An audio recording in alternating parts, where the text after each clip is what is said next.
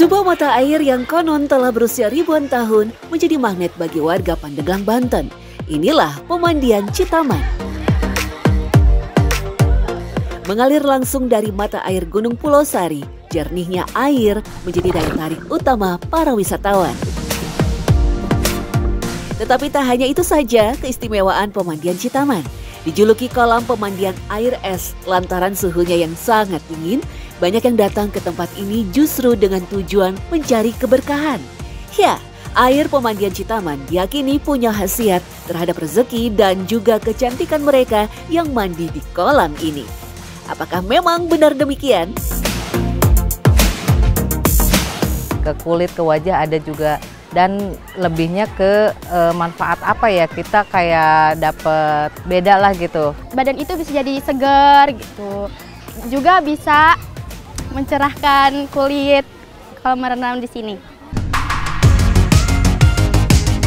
Berada di Jalan Raya Jiput, Desa Sukasari, Kecamatan Pulau Sari, pemandangan dari mata air Citaman memang tak bisa dipungkiri dapat membuat siapapun tertarik untuk datang. Kesan hijau sangatlah kuat dengan pepohonan yang mengelilingi tepian kolam. Airnya pun sangat bening, bahkan dasar kolam yang terdiri dari bebatuan bisa terlihat dengan jelas. Jika dihitung, total ada 9 mata air di kawasan pemandian, dengan 2 yang paling besar adalah kolam Citaman.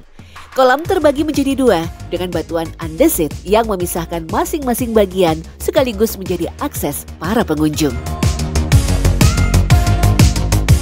Yang kolam satu untuk laki-laki, yang kolam itu untuk perempuan. Dulunya itu dipisahkan untuk mencucikan diri masing-masing, dan sudah mencucikan diri masing-masing, berangkatlah ke Batu Goong, ke atas bukit sana. Ya, tak hanya sekedar kolam biasa, mata air Citaman diyakini menjadi tempat penyucian diri bagi mereka yang akan melakukan ritual di situs Batu Goong yang berjarak 500 meter dari kolam. Ritual ini bahkan diyakini telah dijalani sejak Banten masih dikuasai oleh penguasa dari agama Hindu-Buddha. Ketika ditemukan pada tahun 1885 oleh kolonial Belanda, terdapat banyak artefak dan juga keramik dari Tiongkok yang tercecer di sekitar kolam. Bukti itu membuat para ahli berpendapat ada aktivitas besar yang dilakukan di kawasan ini sejak ratusan tahun silam. Di sekitar situ juga banyak ditemukan keramik kuno gitu kan. Dari abad 9 bahkan juga abad ke-7, abad ke-5, migrasi dari masyarakat Cina daratan dari Yunan yang hijrah ke Banten abad kedua.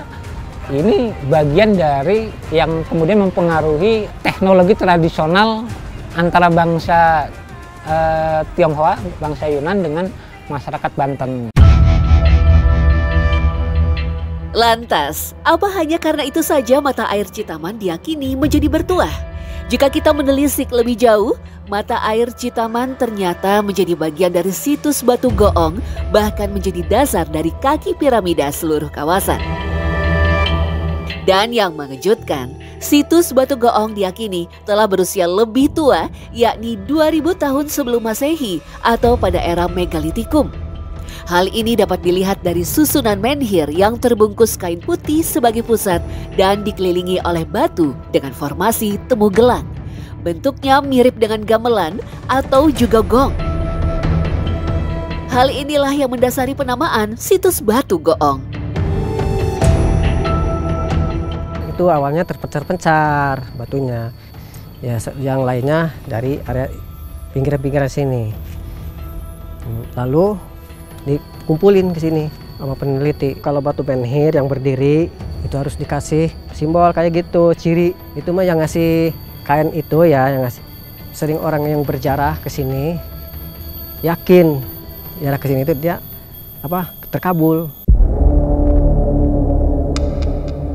Tak hanya sekedar bentuk yang mirip dengan gamelan, penyebutan Batu Goong juga konon didasari dari suara gong yang sering terdengar pada hari dan jam tertentu. Tiap hari Jumat pukul 11 itu ada suara benturan. Ke sawah di sini juga kedengaran waktu dulu itu ya. Karena mereka sering dengar masyarakat di sini di tempat. Nah, awalnya dari sini di Batu Goong ini, awal suara itu.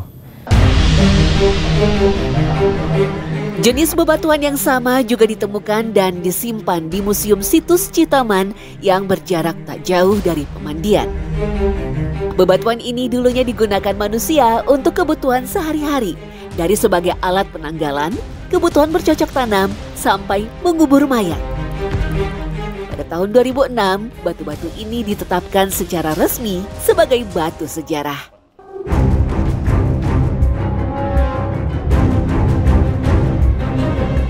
Karena itulah para ahli meyakini sebelum terlihat terpisah seperti sekarang, mata air Citaman dan situs Batu Goong dulu saling terhubung dengan Taman Berundak sebagai akses.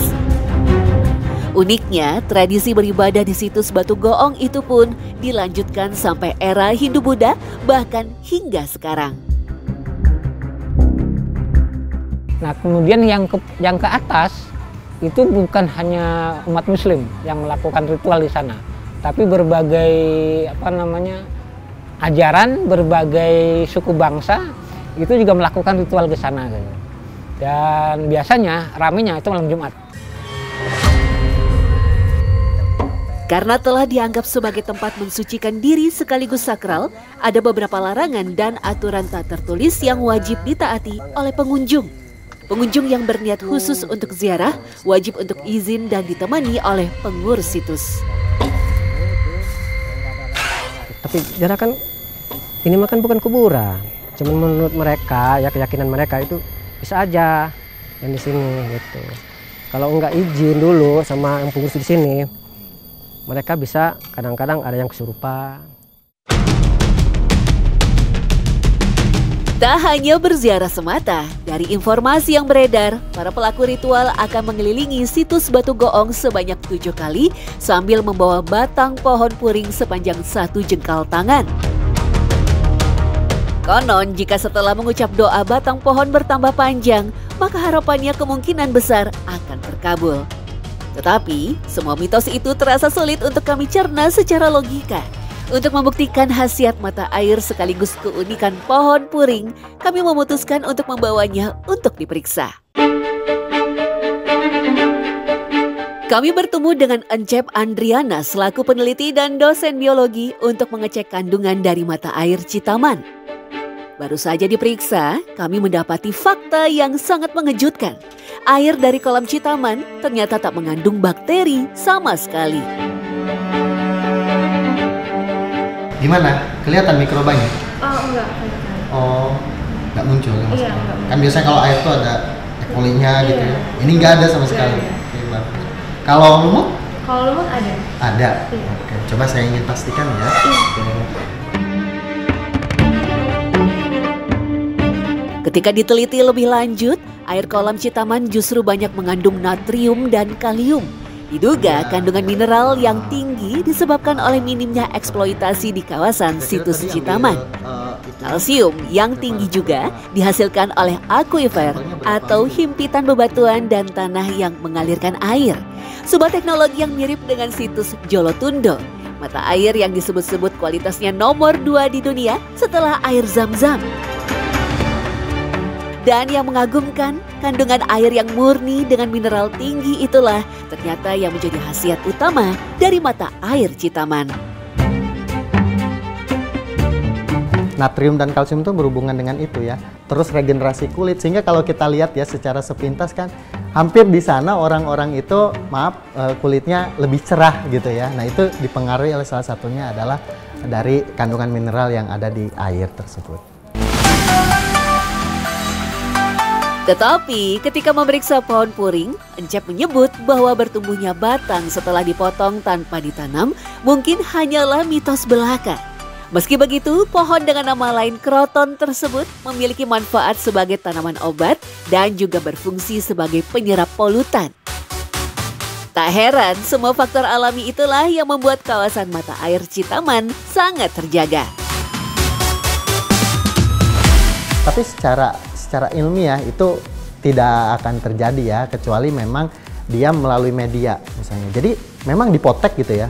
Tapi dia bisa tumbuh ya, bisa jadi kalau dia bertemu dengan medianya, misalnya tanah.